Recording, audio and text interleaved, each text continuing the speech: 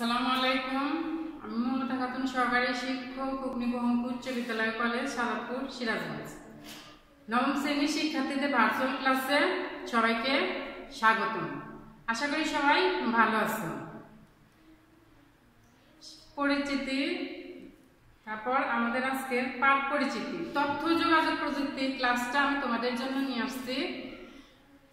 আজকের পাঠের বিষয় হচ্ছে তথ্য যোগাযোগ প্রযুক্তি এবং আমাদের বাংলাদেশ।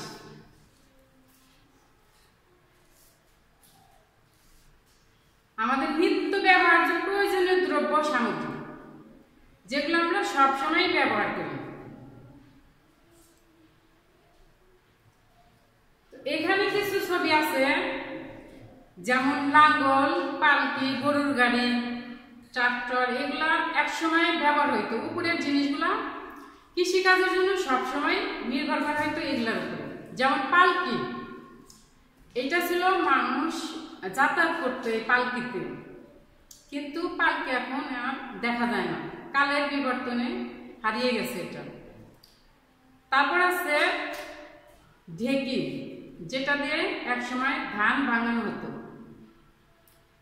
সেটাই এখন আর নেই। ধীরে ধীরে সবকিছুই মানে যন্ত্র আবিষ্কারের সাথে সাথে মানুষ যন্ত্রের উপর নির্ভরশীল হয়ে গেছে। তো দেখি এরপরে আর কি ছবি আছে। ঢেকি, যেটা আমরা এর আগে দেখলাম, এই ঢেকিতে যখন ধান ভাঙানো হতো, কিন্তু বর্তমানে কি হয়, বর্তমানে কিন্তু যন্ত্রের মাধ্যমে মিলে, যেটা রাইস মিলে ধান ভাঙানো হয়।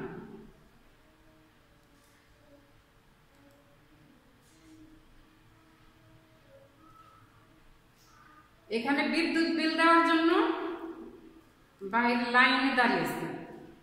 একসময় এই ভোগান্তিতে গ্রাহকরা করত, কিন্তু এখন মোবাইলে এই কাজটা করা যায়। যেমন ব্যাংকিং টাকা তোলা লাগতো, ব্যাংকে গিয়ে দাঁড়িয়ে দেন, এখন বিকাশে টাকা আসার ফলে মানুষের এই ভোগান্তিটা শেষ হয়ে গেছে।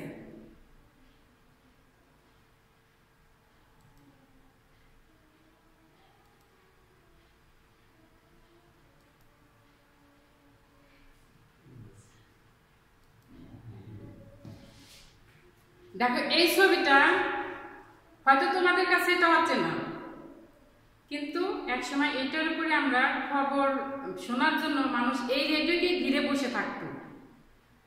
যে কোনো একটা বাইরের খবর, দেশের ভিতরের খবর কি দেশের বাইরের খবর, আমরা যখন আমরা ছোট ছিলাম দেখছি যে এই রেডিওটা নিয়ে সবাই বসে থাকতো যে কি খবর হয়। অথচ এখন খবর শোনার জন্য কাউকে বাইরে যেতে হয় না, সেটা সবার পকেটের মধ্যে থাকে, হাতের মধ্যে থাকে, ইচ্ছা করলে যে কোনো খবর সে শুনতে পারে। তো ধীরে ধীরে যখন এগুলো মানে বিলীন হয়ে যাচ্ছে, তারপর রেডিও পরে আসলো টেলিভিশন। কিন্তু এখন মানুষ টেলিভিশনও দেখে না, কারণ মানুষের ঘরে ঘরে এখন ল্যাপটপ, ডেস্কটপ, ল্যাপটপ, নোটবুক।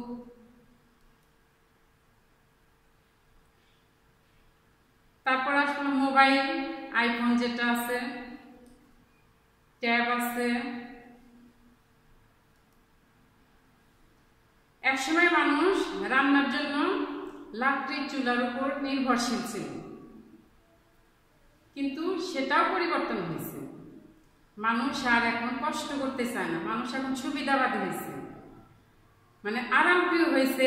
যন্ত্র আবিষ্কারের সাথে সাথে লাকড়ির চুলাও এখন দেখা যায় না, মানুষ এখন বিভিন্ন পদ্ধতিতে রান্না করছে।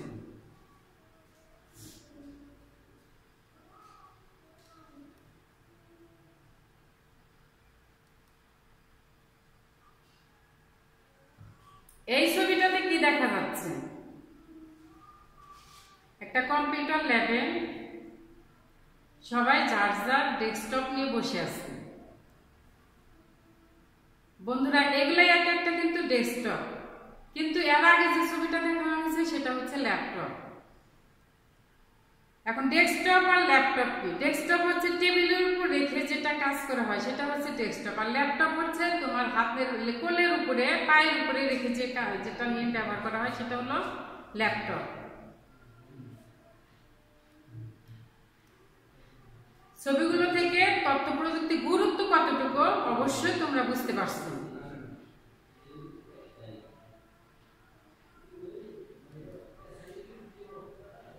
এখানে একটা ছবি আছে, Charles Babbage, the father of computer, অর্থাৎ কম্পিউটারের জনককে। আমরা চার্লস ব্যাবেজ কি জানি? চার্লস ব্যাবেজকে বলা হয় কম্পিউটারের জনক। এটা একটা কম্পিউটার, এটা হচ্ছে একটা মনিটর, তারপর আছে পিসি, তোমার মনিটর, কিবোর্ড, আর আছে মাউস। এই কম্পিউটারের জনক হচ্ছে চার্লস ব্যাবেজ, কারণ চার্লস ব্যাবেজের হাতে কম্পিউটারের হাতে করি।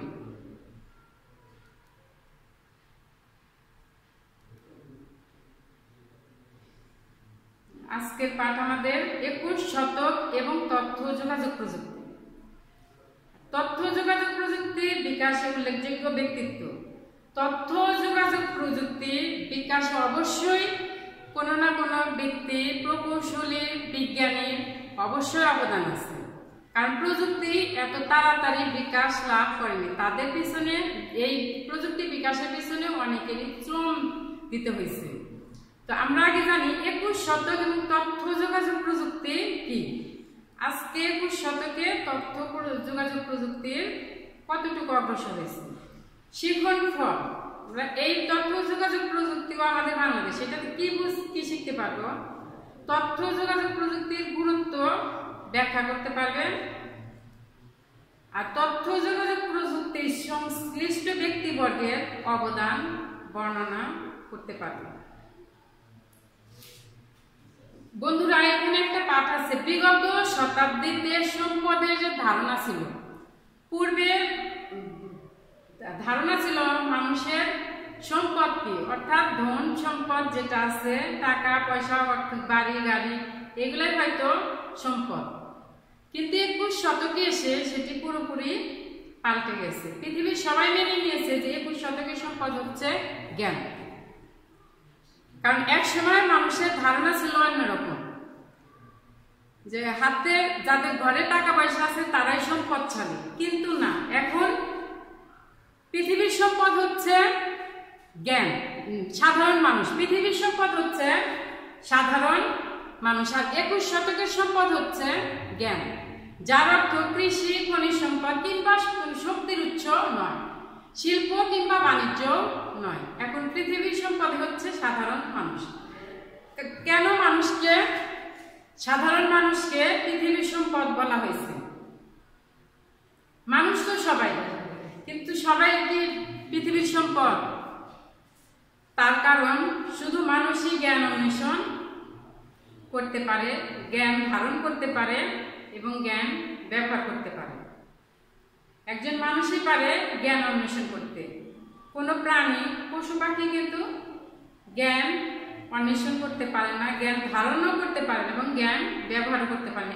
একমাত্র মানুষই পারে জ্ঞান ধারণ করতে, ব্যবহার করতে আর জ্ঞান অন্বেষণ করতে। এই জন্য কিন্তু পৃথিবীর সম্পদ ধরা হয়েছে সাধারণ মানুষকে,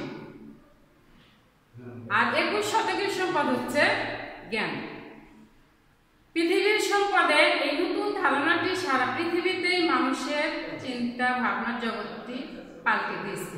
পৃথিবীর মানুষ এখন 21 শতকের মুখোমুখি হওয়ার জন্য আলাদাভাবে প্রস্তুতি নিতে শুরু করছে, কারণ 21 শতকের এই চ্যালেঞ্জের মোকাবেলা করতে গেলে প্রযুক্তি বিষয়ে কিছু প্রাথমিক বিষয় জানা লাগবে। প্রাথমিক বিষয় যদি কেউ না জানে, প্রযুক্তি ব্যবহার করতে পারবে না, আর যদি প্রযুক্তি ব্যবহার করতে না পারে, সে 21 শতকে এই চ্যালেঞ্জকে মোকাবেলা করতে পারবে না। তাই পৃথিবীর মানুষ এখন 21 শতকের মুখোমুখি হওয়ার জন্য আলাদাভাবে প্রস্তুতি নিতে শুরু করেছে।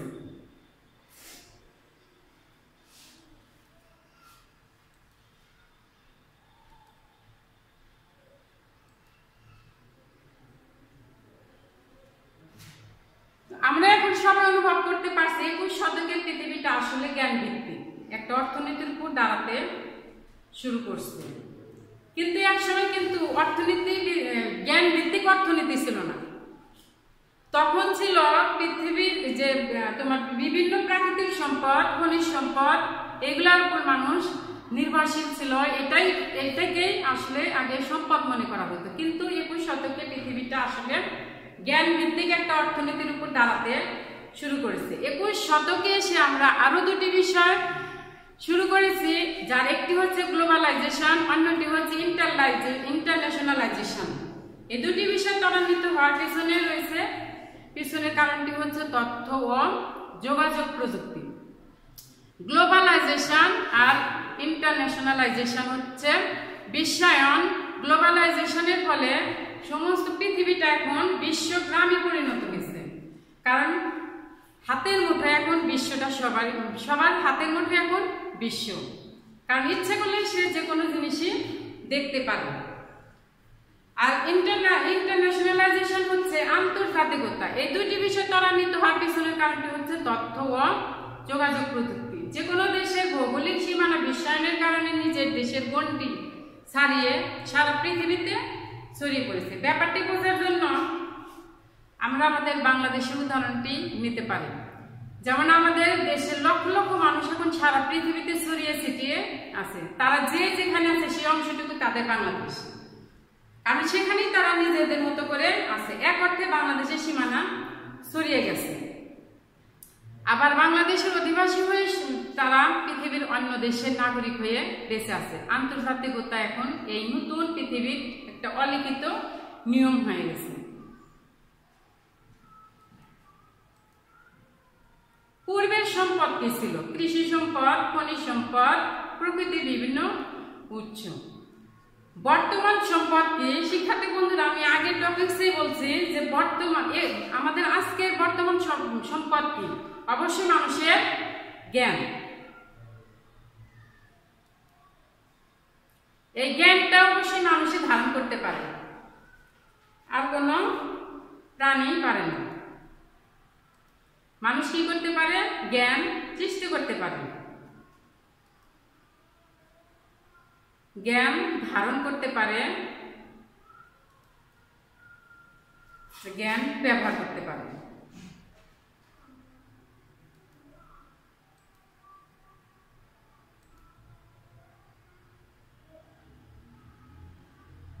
তথ্য যোগাযোগ প্রযুক্তি জ্ঞান ভিত্তিক একটা অর্থনীতি।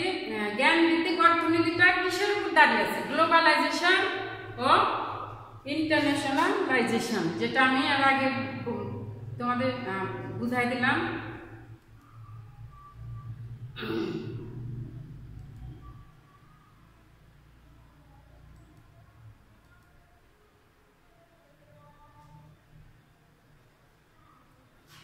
এখানে একটা ছবি আছে, এই ছবিটা কিন্তু এর আগেও আমি দেখাইছি। চার্লস ব্যাবেজ 1791 থেকে 1871 সাল পর্যন্ত কম্পিউটারের জনক এনাকে বলা ডিফারেন্স ইঞ্জিন, আর হচ্ছে অ্যানালিটিক্যাল ইঞ্জিন।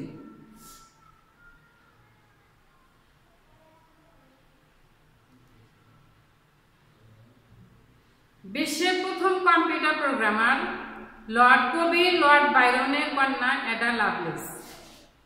ইনি হচ্ছে বিশ্বের প্রথম কম্পিউটার প্রোগ্রামার। তো অ্যানালিটিক্যাল ইঞ্জিন আবিষ্কার করলেন হচ্ছে চার্লস ব্যাবেজ, আর সেখানে প্রোগ্রামটা দিলেন অ্যাডা লাভলেস, ইংরেজ কবি লর্ড বাইরনের কন্যা, বিশ্বের প্রথম কম্পিউটার প্রোগ্রামার হিসাবে পরিচিত।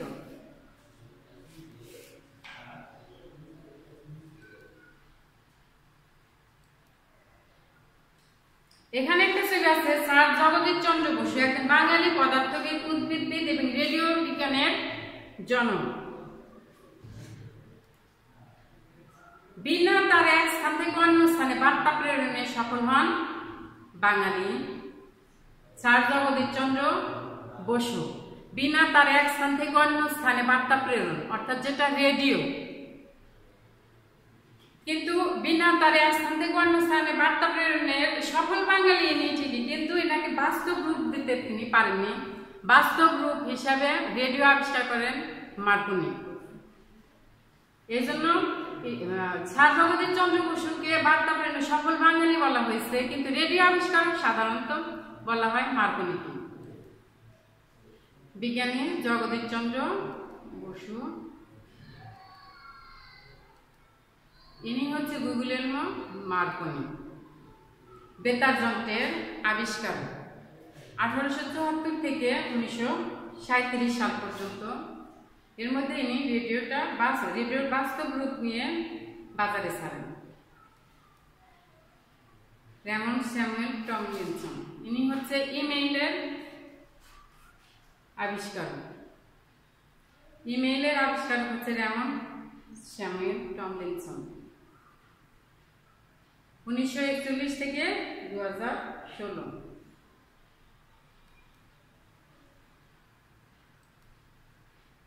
স্টিভ জবস, নামটা অবশ্যই তোমরা শুনছো। পার্সোনাল কম্পিউটারের আবিষ্কারক অ্যাপল কোম্পানির প্রতিষ্ঠাতা হচ্ছে স্টিভ জবস। 1955 থেকে 2011।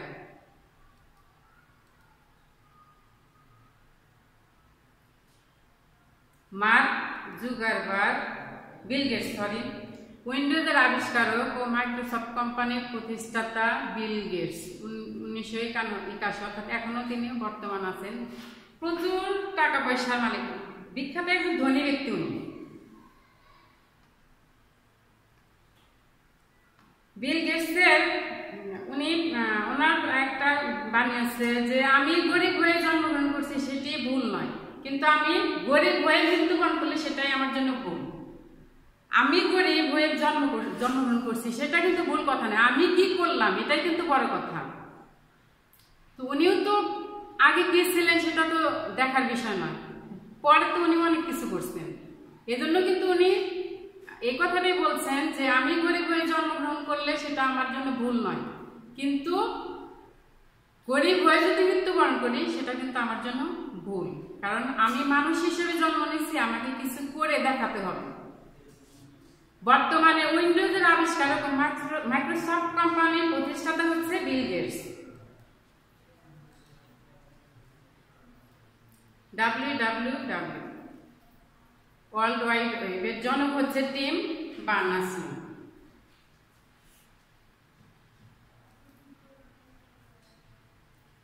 এটা হচ্ছে ফেসবুক। বর্তমানে 119 কোটি লোক ফেসবুক ব্যবহার করে। মার্ক জুকারবার্গ, ছোট্ট একটা ছেলের ছবি দেখে মনে হচ্ছে অল্প বয়স, অবশ্যই অল্প বয়সী। ফেসবুকের জনক হচ্ছে মার্ক জুকারবার্গ।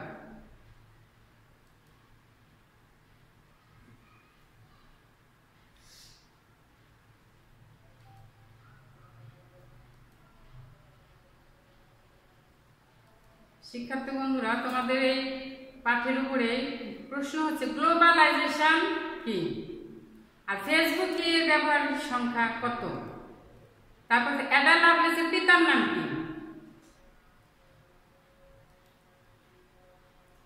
ইমেইলের কাজ কি, বিল গেটসের প্রতিষ্ঠানের নাম কি, আর উইন্ডোজ কে আবিষ্কার করেন। আমি তোমার এই পূর্ববর্তী কন্টেন্টগুলোতে সবগুলা প্রশ্নের উত্তরই দিয়ে দিচ্ছি, ওখান থেকে তোমরা নিয়ে নিবা।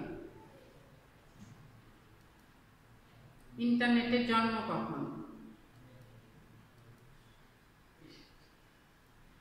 দলীয় কাজ আছে তথ্য যোগাযোগ প্রযুক্তি বিকাশে উল্লেখযোগ্য ব্যক্তিদের তালিকা, তাদের কর্মকাল তৈরি করে।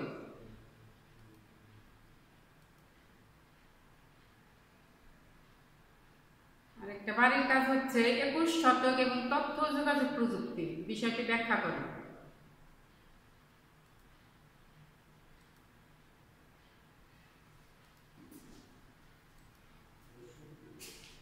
মাল্টিমিডিয়া ক্লাসে সবাইকে ধন্যবাদ। পরবর্তী ক্লাস পর্যন্ত সবাই ভালো থাকো, শুভকামনা শেষ করছি।